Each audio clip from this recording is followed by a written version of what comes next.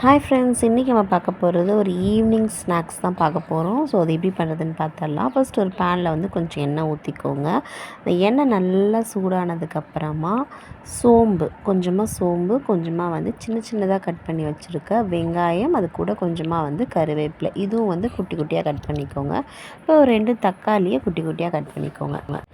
Next வந்து இஞ்சி பூண்டு பேஸ்ட்டு, அதுக்கப்புறம் தேவையான அளவுக்கு உப்பு, மஞ்சள் தூள் இதெல்லாம் போட்டு நல்லா வதக்கிக்கோங்க. இப்போ தக்காளி நல்லா கொஞ்சம் வெந்ததுக்கப்புறமா தனியா பவுடர், கரம் மசாலா, மிளகாத்தூள் 2 ஸ்பூன் தனியா பவுடர், 1 ஸ்பூன் மிளகாத்தூள், 1 ஸ்பூன் வந்து கரம் மசாலா இது எல்லாத்தையும் ஆட் பண்ணி கொஞ்சமாக தண்ணி ஊற்றி நல்லா கொதிக்க விட்டுருங்க. கொஞ்சம் தண்ணி நல்லா ட்ரை ஆனதுக்கப்புறமா இந்த மாதிரி போன்லெஸ் சிக்கன் எடுத்துக்கோங்க.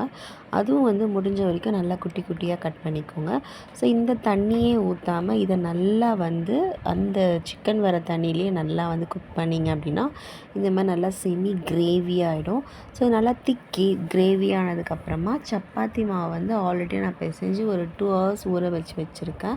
நீங்கள் சப்பாத்தி மாவு இல்லாட்டி மைதா மாவு ரெண்டுமே யூஸ் பண்ணிக்கலாம். ஸோ இதை வந்து நம்ம சோமாஸ் மாதிரியோ இல்லைனா பப்ஸ் மாதிரியோ இல்லைனா வந்து மோமோஸ் மாதிரியோ எப்படி வேணால் நம்ம ட்ரை பண்ணி அதை மடித்து யூஸ் பண்ணிக்கலாம். இப்போ எண்ணெய் நல்லா சூடாக இருக்கிற எண்ணெயில் கொஞ்சமாக தான் நம்ம ஃப்ரை பண்ணி தான் எடுக்க போகிறோம். டீப் ஃப்ரைலாம் தேவையில்லை. ஸோ கொஞ்சமாக வந்து எண்ணெய் ஊற்றி இந்த மாதிரி 2 பக்கம் திருப்பி திருப்பி விட்டிங்க அப்படின்னா நல்ல சூப்பரான ஒரு ஈவினிங் ஸ்நாக்ஸ் வந்து ரெடியாக இருக்கும். மேலே வந்து நல்லா கிறிஸ்பியாகவும் உள்ளே நல்லா டேஸ்ட்டு சிக்கனாகவும் இருக்கும். ஸோ இதை கண்டிப்பாக ட்ரை பண்ணி பாருங்கள்.